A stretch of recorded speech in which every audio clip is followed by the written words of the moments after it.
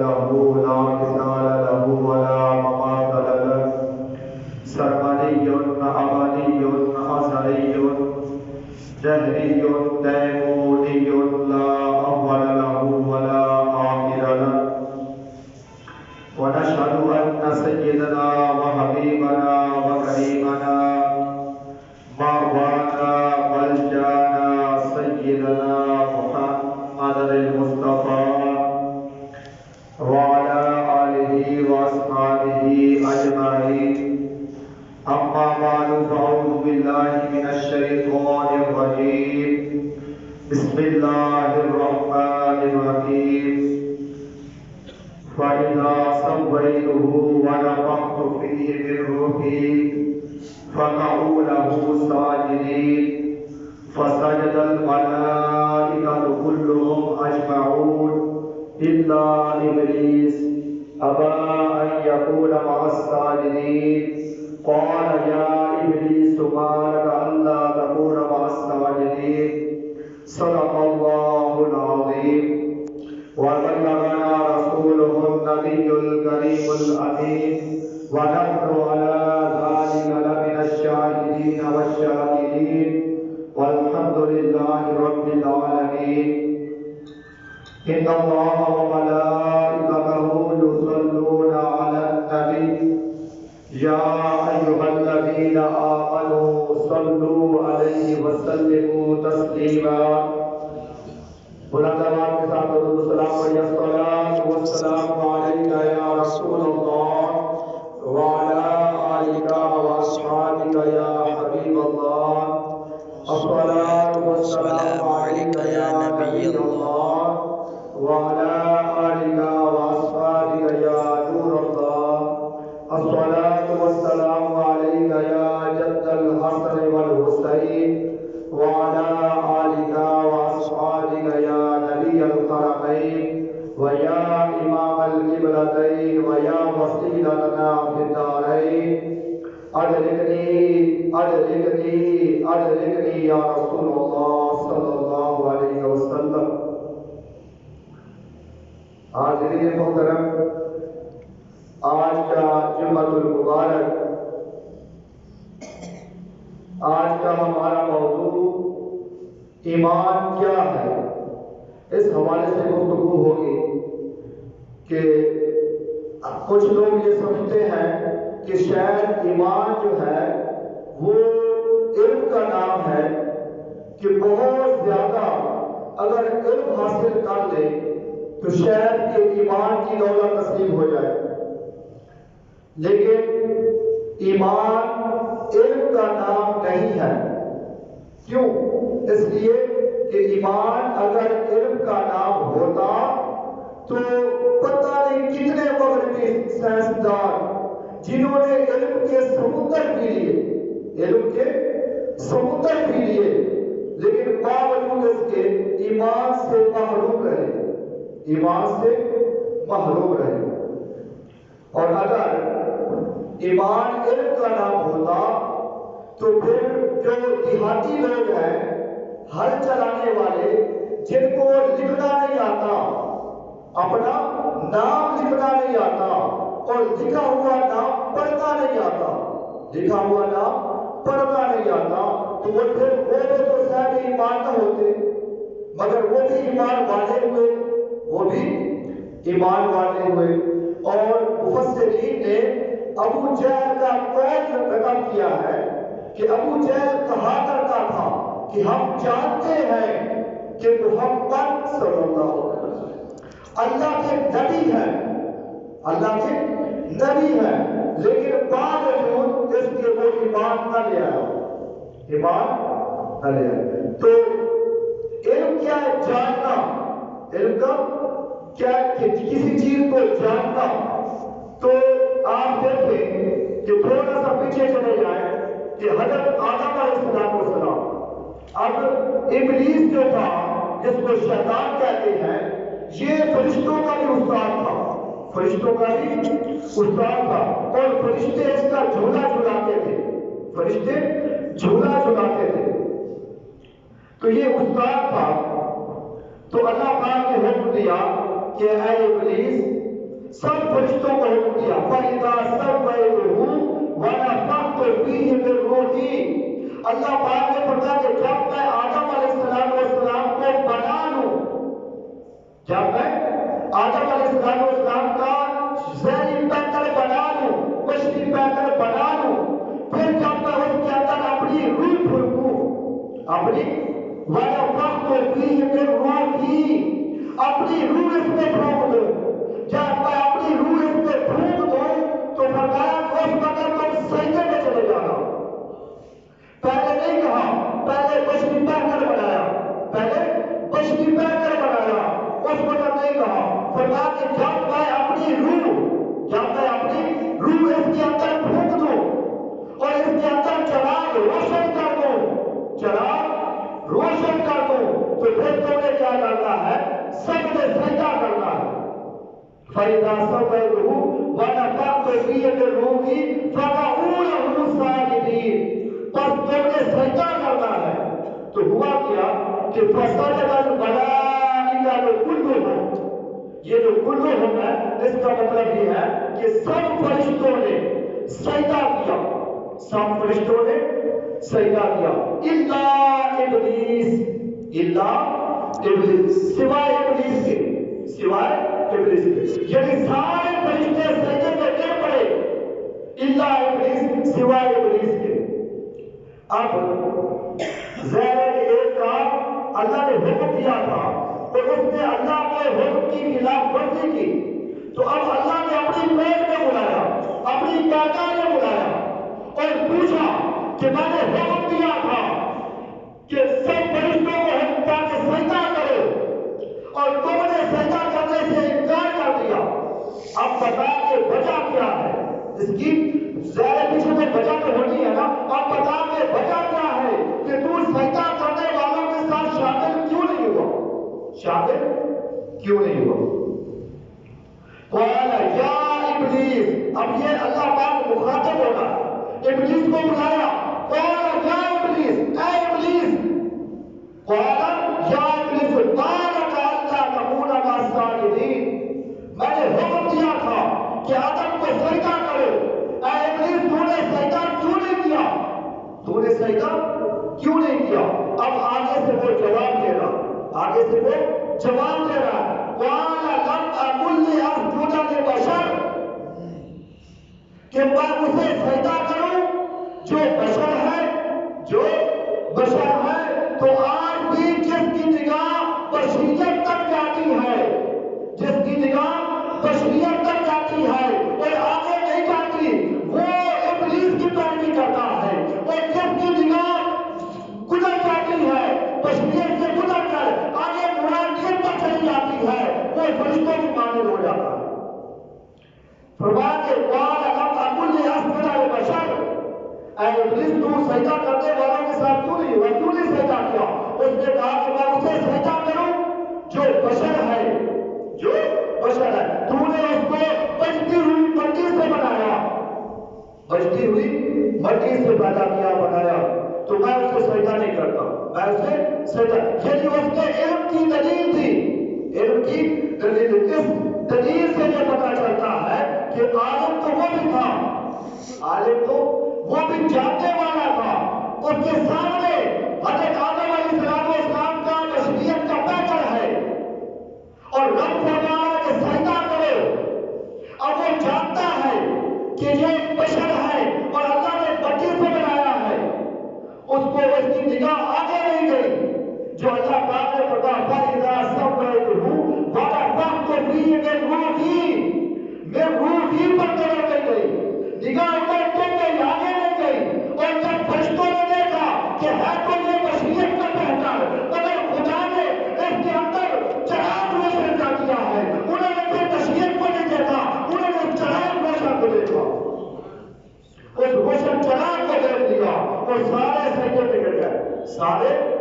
سجدے میں گر گئے تو فرمایا کہ تو نے سجدہ نہیں کیا تو اس کے آگے ایک اور دلیل تھی اس نے کہا کہ پہلے تو اس نے کہا کہ یہ بشر ہے اس لیے میں نے سجدہ نہیں کیا اور آگے دلیل یہ تھی کہ قال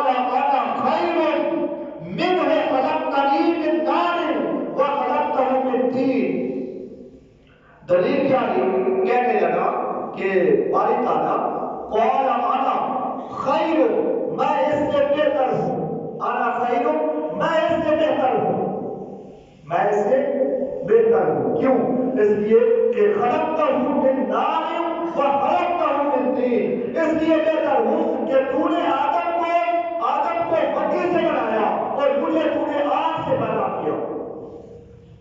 انا خلقتہ من نار وخلقتہ من طین، من نار کہ مجھے آگ سے بنایا، مجھے آگ سے بنایا اور اس کو مٹی سے پیدا کیا. اس لیے میں اس سے افضل ہوں، میں اس سے افضل ہوں، میں اس سے بہتر ہوں. تو جب اللہ پاک نے اس کی یہ ساری بات سن لی تو اللہ پاک نے فرمایا کہ اگر تو میری بےعزتی کرتا اور مجھ سے معافی مانگتا تو میں معاف کر دیتا.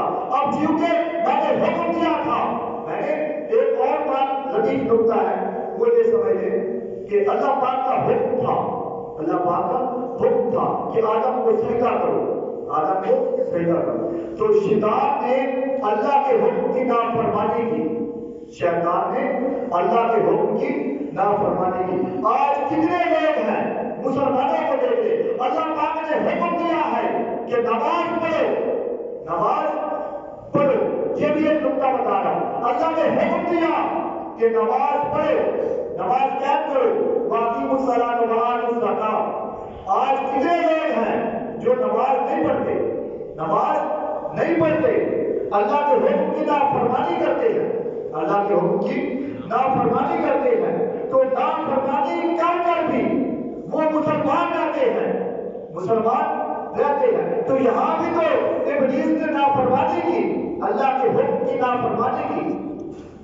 تو ہونا تو یہ چاہیے تھا کہ رب ناراض ہو جاتا، بعد میں معاف فرما دیتا کہ میں نے حکم دیا تھا، تو نے میرے حکم کی نافرمانی کی، اور ابلیس معافی مانگ لیتا. لیکن ایسا نہیں ہوا، ایسا نہیں ہوا. یہی بات سمجھانا چاہتا ہوں. اللہ پاک فرماتا ہے کہ اگر تم میری نافرمانی کرتا اور مجھ سے معافی مانگتا تو میں معاف کر دیتا، لیکن تو نے میری نہیں بلکہ میرے آدم کی نافرمانی کی ہے، جس کو میں نے پیدا کیا، جس کو میں نے خلقت کی، اس نبی کی نافرمانی کی، اس نبی کی بے ادبی کی، اس نبی کی بے ادبی کی. اس لیے کہ تو نے بے ادبی کی، اب تباہ ہو جا میری بارگاہ سے. اب قیامت تک تجھ پر لعنت ہے، قیامت تک تجھ پر لعنت. اس کو جنت سے بھی نکال دیا، جنت سے بھی نکال دیا. اب اگر کسی کے ذہن میں یہ خیال آئے کہ ایمان اگر علم کا نام نہیں ہے، کیونکہ میں نے دلیل سے ثابت کر دیا نا کہ ایمان علم کا نام نہیں ہے. ہاں اگر کسی کے ذہن میں یہ آئے تو اس کے ذہن میں یہ خیال آ سکتا ہے کہ بہت زیادہ علم حاصل کر لے تو ایمان کامل ہو جاتا ہے، ایمان کامل. ہاں ایمان اگر پہلے آ جائے اور پھر علم حاصل ہو جائے اور علم حاصل کر لے تو وہ علم نافع بن جاتا ہے، وہ فائدہ بخش بن جاتا ہے، وہ علم نافع بن جاتا ہے. اور اگر ایمان ابھی آیا نہ ہو، ایمان ابھی آیا نہ ہو اور کوئی کہے کہ علم کے ذریعے سے آ جائے تو علم کے ذریعے سے نہیں آتا، علم کے ذریعے سے نہیں آتا. اب اگلی بات کسی کے ذہن میں یہ خیال ہے کہ ایمان اگر علم کا نام نہیں ہے تو پھر ایمان عمل کا نام ہوگا، ایمان عمل کا نام ہوگا. یعنی بہت زیادہ عمل کرنے سے ایمان آ جاتا ہوگا، ایمان آ جاتا ہوگا. تو یاد رکھیں اگر آپ کلمہ نہ پڑھیں، اگر آپ کلمہ نہ پڑھیں اور جتنے مرضی عمل کرتے رہیں، جتنے مرضی عمل کرتے رہیں تو اس عمل کا کوئی فائدہ نہیں ہوتا، اس سے ایمان نہیں آتا، اس سے ایمان نہیں آتا. اور دوسری دلیل یہ ہے کہ کیا ابلیس نے جس کا ایمان ختم ہو گیا اور وہ کافر ہو گیا اور ملعون ہو گیا، کیا اس کے اندر وہ عمل نہ تھا؟ ارے مفسرین نے لکھا ہے کہ اپنی زمین کو دیکھو، ہر زمین کی ہر جگہ پر اس کا سجدہ ہے، ہر جگہ پر اس کا سجدہ ہے. تو اس نے عمل تو اتنے کیے کہ جتنے عمل کر نہ سکتا تھا، بہت زیادہ عمل کیے، تو عمل بھی اس کو بچا نہ سکے، اس کے عمل بھی اس کو بچا نہ سکے. تو ایمان نہ علم کا نام ہے، ایمان نہ عمل کا نام ہے. اگر ایمان آ جائے تو علم بھی مقبول ہو جاتا ہے اور عمل بھی مقبول آ جاتا ہے، اور اگر ایمان نہ ہو تو علم بھی رہ جاتا ہے اور عمل بھی نامقبول ہوتا ہے. تو اب آپ کہیں گے کہ قاری صاحب آپ نے اتنی بات کی اور علم کا بھی کہا کہ علم بھی ایمان نہیں ہے، عمل بھی ایمان نہیں ہے، تو پھر پتہ چلنا چاہیے کہ ایمان پھر کس چیز کا نام ہے، ایمان کس چیز کا نام ہے۔ اب میں آپ کو یہ لطیف نکتہ بتاتا ہوں کہ صحابہ کرام کی کافروں کے ساتھ جنگ ہو رہی ہے، کافروں کے ساتھ جنگ ہو رہی ہے، اور آقا علیہ السلام خود شریک ہے جنگ لڑ رہے ہیں۔ اب ایک کافر تھا، وہ جنگ لڑتا لڑتا آقا علیہ السلام کے بالکل سامنے آ گیا، آقا علیہ السلام کے بالکل سامنے آ گیا۔ اب جب وہ سامنے آیا تو اس نے آقا علیہ السلام کے چہرے کو دیکھا،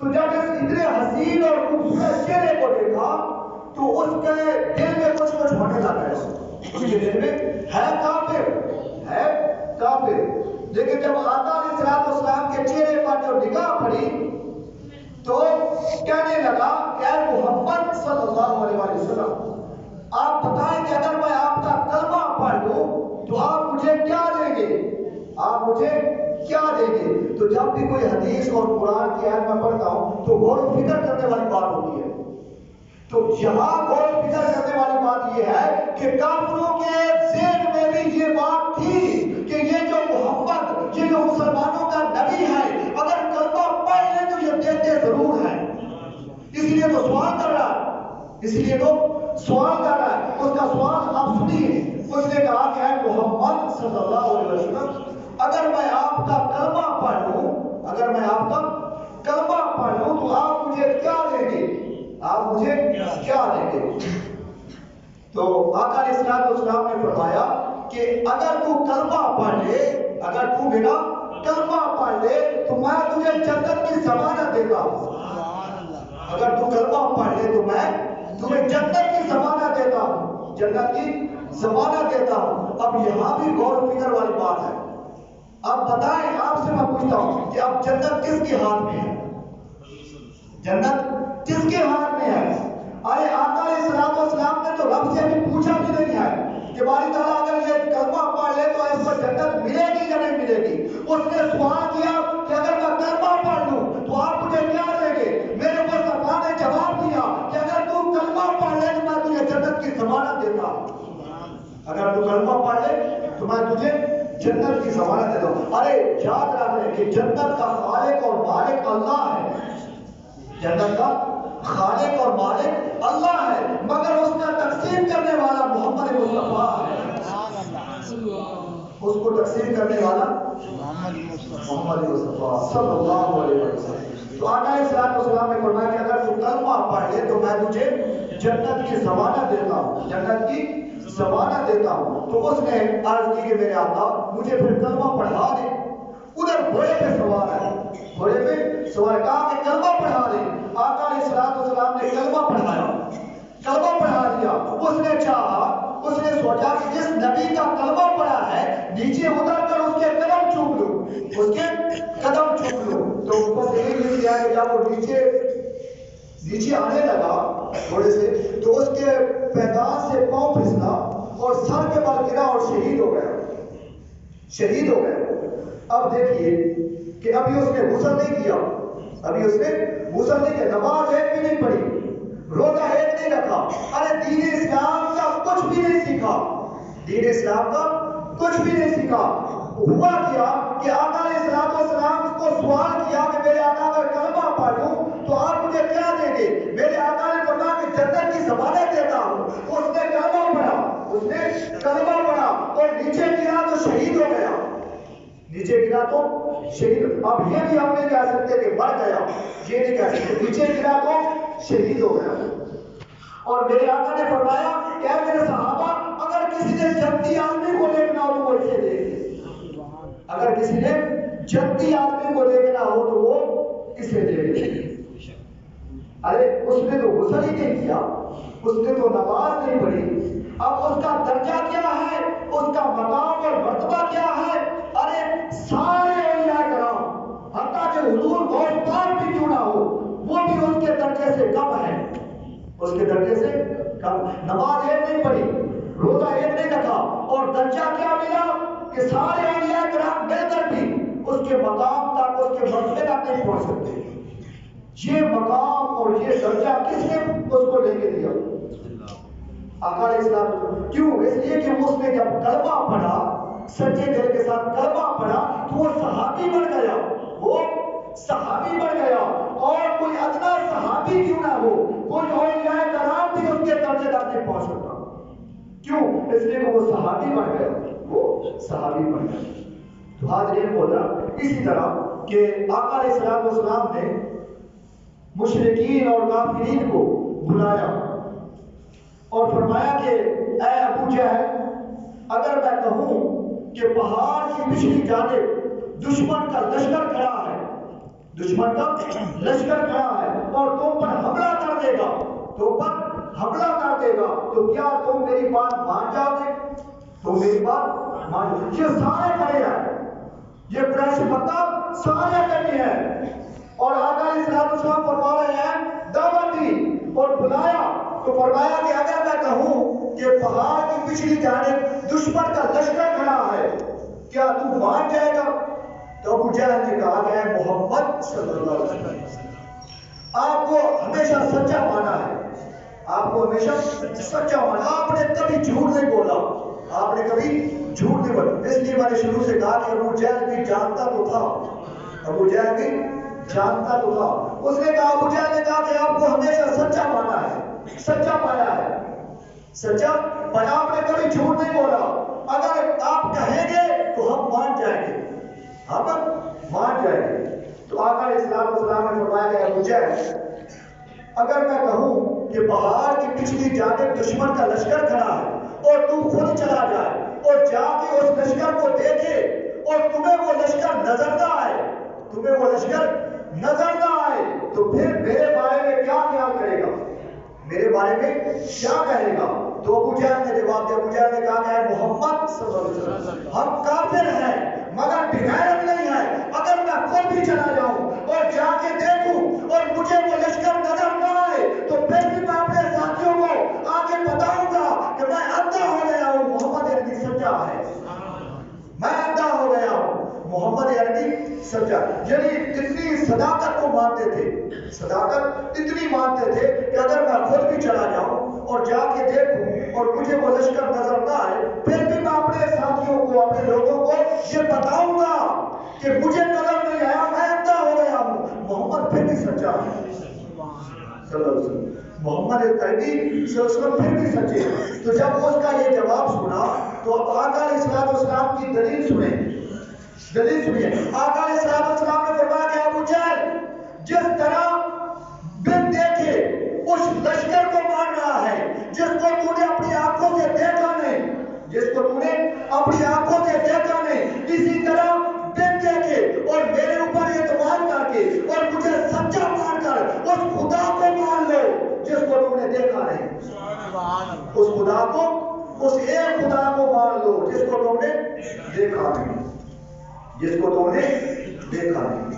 تو قربان جاؤں جس نے، جہاں وہ کھڑے تھے، کافر بھی تھے، مشرک بھی تھے، سارے تھے، جس نے آقا علیہ السلام کو مان کر، سچا مان کر اور ایک کلمہ پڑھا، وہ ابو بکر صدیق ہو گئے، وہ عمر فاروق ہو گئے، وہ عثمان غنی ہو گئے، وہ علی شیر خدا ہو گئے، وہ حضرت ابو ہریرہ ہو گئے، وہ سلمان فارسی ہو گئے، ارے وہ صحابہ کرام ہو گئے، وہ صحابہ کرام ہو گئے. اور جنہوں نے پھر بھی نہیں مانا، پھر بھی نہیں مانا، وہ ابو جہل کے ابو جہل ہی گئے، ابو جہل کے ابو جہل ہی گئے. اور جب آقا علیہ السلام نے فرمایا کہ اس خدا کو مان لو، تو یہی تو مسئلہ تھا، یہی تو مسئلہ تھا. وہ تو لات، منات، عزا، اوپر کو ماننے والے تھے، ان کی عبادت کرنے والے تھے. تو جب آقا علیہ السلام نے یہ فرمایا کہ خدا کو مان لو، تو اس وقت ابو لہب نے انگلی کا اشارہ کیا اور کہنے لگا کہ اے محمد، تمہارا اچھا نہ ہو، تمہارا برا بھلا کہہ دیا، برا بھلا کہہ دیا. باقی بھی نبی آتے رہے اور کافر لوگ برا بھلا کہتے رہے. یہ پہلے بھی بات ہو چکی تھی، جب انبیاء آئے ان کو آنے سے چیرا بھی گیا، ان کی نافرمانی بھی کرتے رہے، برا بھلا بھی کہتے رہے. انہوں نے سمجھا کہ شاید ان کو بھی اگر کہہ دیں گے تو کچھ نہیں ہوگا. تو اللہ پاک نے فرمایا کہ ابو جہل، ان کی بات اور تھی، یہ میرا محبوب بھی ہے، میرا حبیب بھی ہے،